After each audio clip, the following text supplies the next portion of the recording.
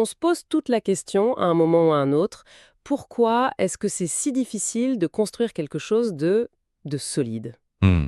Que ce soit une carrière, une famille, un projet perso, on met de l'énergie, on a de bonnes intentions, et pourtant, des fois, on a l'impression que tout s'effrite. Comme si on avait raté une étape, oui. C'est ça. On a raté une étape, mais laquelle? Bah oui, Aujourd'hui, on va essayer de chercher une réponse dans un endroit assez inattendu. on peut dire ça. On a sur la table un texte minuscule, 5 petits versets d'un livre qui a plus de 2000 ans, le livre des Proverbes, chapitre 24. C'est ça. L'idée, c'est de voir si ce qui ressemble à un simple conseil de vie un peu ancestral ne cacherait pas en fait un véritable plan de construction. Une sorte De blueprint? de blueprint, exactement, pour bâtir une vie qui tienne la route. C'est tout à fait ça. Et il faut préciser tout de suite, le livre des Proverbes, ce n'est pas un traité de théologie, Abstraite, donc c'est très concret. c'est un guide pratique. Une sorte de manuel de l'utilisateur pour la vie, quoi. L'objectif de ces auteurs, c'était de compiler des stratégies pour naviguer le quotidien avec succès. D'accord. Ce qui est passionnant, c'est de voir à quel point un extrait aussi bref peut être dense en infos et peut-être incroyablement pertinent pour nous aujourd'hui. Voyons si ce vieux plan d'architecte a encore des choses à nous dire. Alors allons-y. Le texte commence par une mise en garde très très directe. Les 2 premiers versets nous disent ce qu'il ne faut pas faire. On commence par la négative. Oui, je cite, « Ne porte pas envie aux hommes méchants et ne désire pas être avec eux, car leur cœur médite la ruine et leurs lèvres parlent d'iniquité. Hmm. Bon, à première vue, ça semble assez basique. Ne traîne pas avec les mauvaises personnes. Mais la première phrase m'interpelle. Ah oui, Ne porte pas envie. c'est le point clé. Oui, parce que le texte ne dit pas juste ne fais pas comme eux. Il dit ne les envie même pas, ne dévire pas être avec eux. Franchement, à notre époque, celle des réseaux sociaux où on voit des gens aux pratiques, disons, douteuses, étaler un succès matériel incroyable, C'est difficile de ne pas ressentir ça, oui. comment ne pas ressentir une pointe d'envie? C'est une exigence psychologique qui me paraît énorme. C'est une barre très haute, vous avez raison. Mais c'est parce que le texte ne résonne pas en termes de morale, mais plutôt en termes de système. C'est-à-dire, Il ne dit pas c'est mal de les envier, il dit c'est une mauvaise stratégie de les envier. Et la raison, elle est juste après, au verset 2. car leur cœur médite la ruine. Voilà, le mot est crucial. Il ne dit pas que leur cœur médite le gain par des moyens malhonnêtes qui mènera à la ruine. Ah, d'accord. Il dit que la ruine est le projet de départ. C'est ce qui est pensé, planifié, c'est dans leur système d'exploitation interne, quoi. Donc la destruction, ce n'est pas un effet secondaire malheureux, Non, c'est le logiciel de base. c'est une excellente façon de le formuler. C'est un système qui est programmé pour le chaos. Et ce système a 2 composantes. Mhm. L'interne, le code source, leur cœur médite la ruine. Et l'externe, l'interface utilisateur, si on veut. Leurs lèvres parlent d'iniquité. La parole, l'action. Ce n'est que l'exécution du programme qui tourne en fond. Donc, le texte nous dit « Pourquoi envieriez-vous une machine dont la seule fonction est de s'auto-détruire et de détruire ce qui l'entoure ?» Ah oui, vu comme ça. Vous regardez la carrosserie brillante, mais le moteur est conçu pour exploser.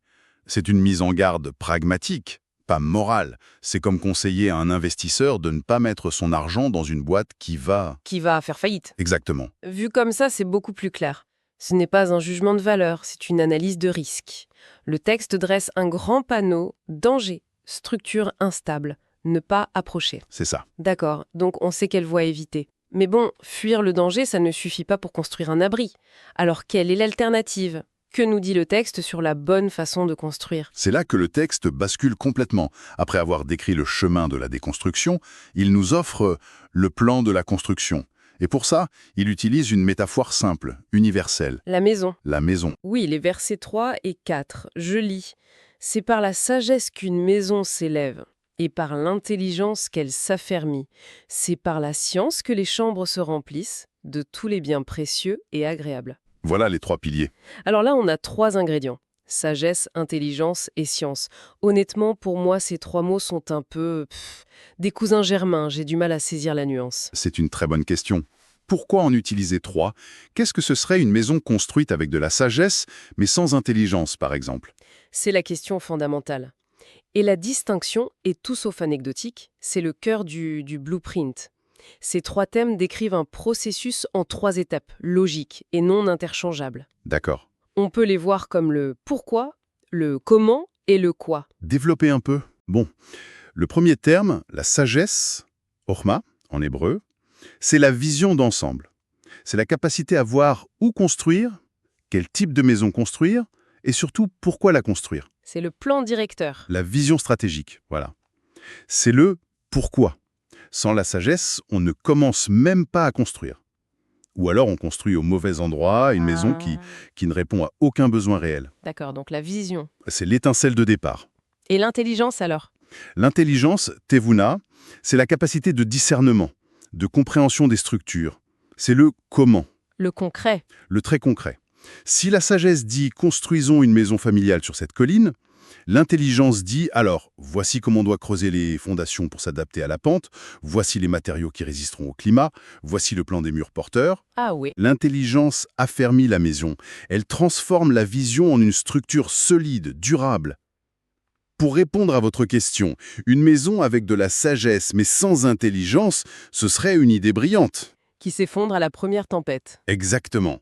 Un projet visionnaire mais sans plan d'exécution solide. Je vois, on en connaît toutes, des projets comme ça. Et le dernier, la science ou la connaissance? La science datée, c'est la connaissance accumulée, l'information, l'expérience. C'est le quoi. D'accord. Une fois que la vision est claire, sagesse, et que la structure est solide, intelligence, on peut commencer à remplir la maison. La connaissance, ce sont les biens précieux et agréables. C'est-à-dire? Les compétences, les relations, la culture, les souvenirs, les solutions aux problèmes du quotidien. C'est ce qui rend la maison vivante, riche. Et une maison construite avec sagesse et intelligence, mais vide de connaissances serait? Une structure impeccable, mais froide, stérile, sans vie. C'est fascinant, parce que ce que vous décrivez, c'est l'exact inverse de la manière dont beaucoup de projets sont lancés aujourd'hui. Ah oui. On commence souvent par la science. On a des données, une technologie, une compétence particulière, le quoi, et on se précipite pour construire quelque chose sans avoir une structure solide, l'intelligence, le comment, et encore moins une vision claire de pourquoi on le fait. La sagesse. Oui, c'est la recette parfaite pour créer un produit plein de fonctionnalités dont personne n'a besoin, ou une carrière techniquement impressionnante mais qui n'apporte aucun sens. Vous mettez le doigt sur un point essentiel. Ce texte ancien, c'est un antidote à la pensée court-termiste moderne. Il nous force à respecter un ordre. D'abord la vision. Ensuite, la structure. Et seulement après, le contenu. On ne choisit pas la couleur des rideaux avant d'avoir construit les murs. C'est logique. Et cette métaphore de la maison, évidemment, ça va bien au-delà d'un bâtiment. C'est sa propre vie intérieure, sa famille, sa réputation, son bien-être, Tous ces domaines se construisent. ou se déconstruisent en suivant l'un de ces deux schémas. Ce qui est puissant, c'est que le texte ne s'arrête pas là à cette image de la maison. Il boucle la boucle en ramenant tout ça à l'individu, Exactement. à la personne qui construit. C'est le dernier verset de notre passage, le 5e. Un homme sage est plein de force, et celui qui a de la science affermit sa vigueur. Le parallèle est limpide. La maison solide, c'est la personne forte. C'est la conséquence logique.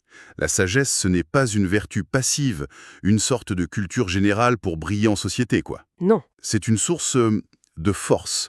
Le texte établit une équivalence presque choquante entre des qualités intellectuelles, morales et des attributs physiques. force, vigueur. Oui, la frontière entre le corps et l'esprit s'efface un peu.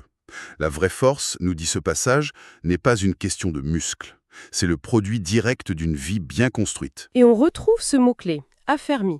L'intelligence affermit la maison et la science affermit la vigueur de la personne. C'est le même verbe, le même processus. Comment est-ce que la connaissance, la science, peut concrètement renforcer notre vigueur? C'est l'idée que la connaissance, ce n'est pas un stock d'infos mortes dans notre cerveau. C'est une ressource active. D'accord. Une ressource qui renforce notre capacité d'agir et notre résilience. Prenez un exemple très simple. Savoir changer une roue de voiture. Avant d'avoir cette connaissance, cette da'at, une crevaison au milieu de nulle part, c'est une catastrophe. C'est du stress, de la panique, de la vulnérabilité. Oui. On est faible. C'est vrai. Une fois qu'on a la connaissance, la même situation devient un simple inconvénient. Un problème de 20 minutes. La connaissance n'a pas changé la situation extérieure, mais elle a affermi votre vigueur. Elle a transformé le chaos en un problème gérable. C'est ça. C'est un excellent exemple. La connaissance réduit l'entropie dans nos vies. Elle nous donne des outils pour faire face à l'imprévu, ce qui augmente notre force intérieure, notre résilience. Exactement. La vigueur dont parle le texte, ce n'est pas juste la santé physique. C'est la vitalité, la capacité à naviguer les complexités de la vie sans s'effondrer. Et cette vigueur est constamment renforcée par ce qu'on apprend. Par les expériences qu'on intègre, oui. La puissance que décrit ce passage, c'est une force intelligente, pas une force brute. C'est la résilience qui vient de la compréhension. D'accord. Essayons de rassembler toutes les pièces. Si on prend du recul sur ces 5 versets, quel est le message global, la grande idée qu'on peut en tirer? Je pense qu'on peut le voir comme la présentation de 2 systèmes d'exploitation pour la vie. Ah, j'aime bien cette image. Le premier, celui des hommes méchants, est un système programmé pour la ruine. Il est basé sur une logique de destruction interne et externe. C'est un chemin qui, par sa nature même, déconstruit la valeur. Ok. Et le second? Le second est un système de construction. Il est basé sur une séquence précise.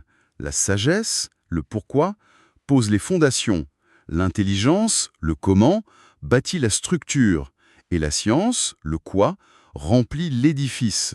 Et le résultat? Le résultat de ce processus, ce n'est pas juste une maison extérieure, mais aussi une force et une vitalité intérieure. Donc le choix, ce n'est pas entre être gentille et être méchante, au sens moral classique. Pas seulement. C'est un choix bien plus fondamental, entre un processus qui tend vers le chaos et un processus qui crée de l'ordre et de la solidité. Voilà. C'est un choix d'ingénieur, en quelque sorte. Choisir les bons principes de construction, pour que ça ne s'effondre pas. C'est une excellente synthèse. Le texte ne juge pas, il décrit des mécaniques. La méchanceté est une force anthropique, elle augmente le désordre.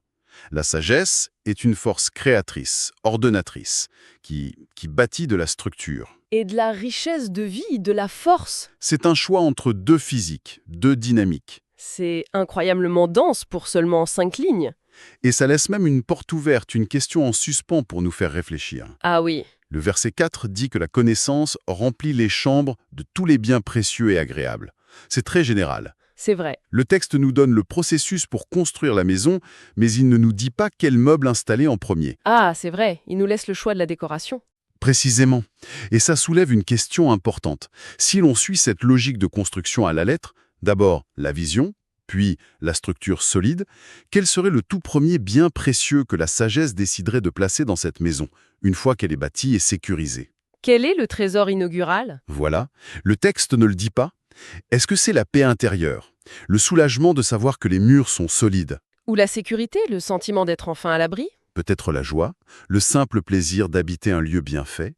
Ou alors, est-ce que le premier bien, c'est la capacité à ouvrir la porte pour accueillir les autres? C'est une pensée fascinante pour terminer. Le texte nous donne le plan, mais il nous laisse la responsabilité de définir ce qui a le plus de valeur à nos yeux. Tout à fait. Quel est le premier trésor qu'on veut installer dans votre propre maison, une fois qu'on a fait le dur travail de la construire sur des fondations solides? C'est une question très personnelle. Et le simple fait de se la poser nous oblige déjà à appliquer la première étape du processus. La sagesse. La sagesse. Définir ce qui est vraiment précieux pour soi. Ce court voyage dans ces 5 versets montre à quel point un texte ancien peut être une boussole incroyablement pertinent.